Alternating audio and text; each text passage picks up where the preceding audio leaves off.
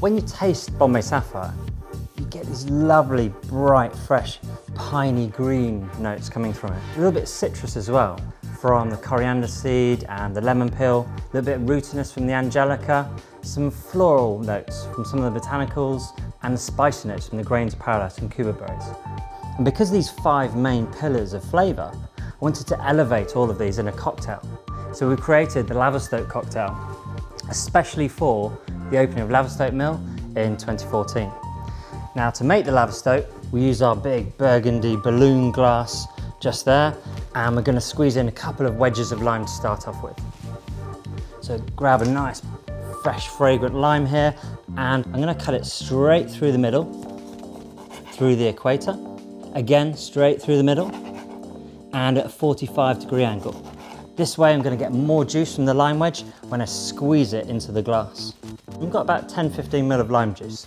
Next up, we're going to go for some non-alcoholic elderflower cordial, and handily with a bar spoon, there's a 5 ml measure on the end of this, so we need 2 of these. We need some Martini Bianco, a little bit of vermouth, there's loads of botanicals in here. You get some lovely vanilla, raspberry elements coming through from the vermouth. So we need 15 ml of this. So 1, 2, 3, here we go. 15 ml of Martini Bianco, and then to finish off, 50 ml of Bombay Sapphire. So it's a double measure. In that goes. Now the reason why I'm adding all of these ingredients first without the ice is because I want them all to mix together beautifully. If I had all the ice in there first, and then you add things like the cordial that's sweet and non-alcoholic, it actually freeze onto the ice and it wouldn't mix properly, so then you'd end up with a sour drink. So this way, we're going to end up with a balanced cocktail. I'm going to add some cubed ice to it.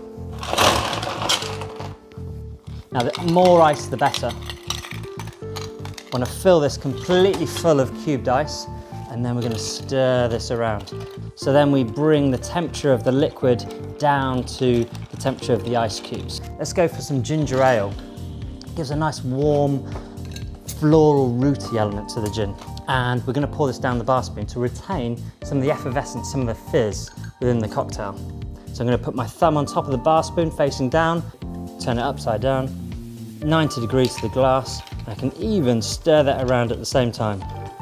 And we want about 75 ml to 100 ml of the ginger ale. Now we just need the garnish.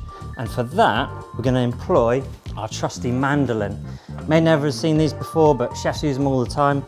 And you get really nice fine shavings of ginger. So I'm going to take a little bit of ginger here, definitely use the safety guard, and run my piece of ginger through the knife on here, keeping my fingers well away.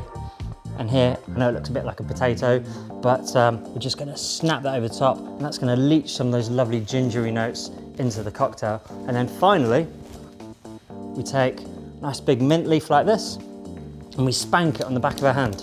And what this does, it means that the hair follicles on the mint leaf, they kind of stand to attention, and they release their aroma. So then when we pop this into the drink, it's going to release its minty aroma on top of the drink.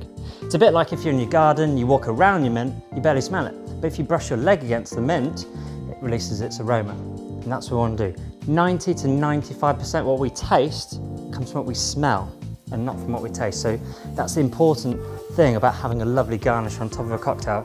We're going to smell the mint, the ginger, the lime. You're going to have the botanicals from the gin and the Martini Bianco. Just give it a taste. Now, I'm a bit biased because I did create it, but I do think it's an amazing cocktail. But you could also make it using Martini Rosato perhaps, use the Martini Dry, or even the Martini Rosso in the winter.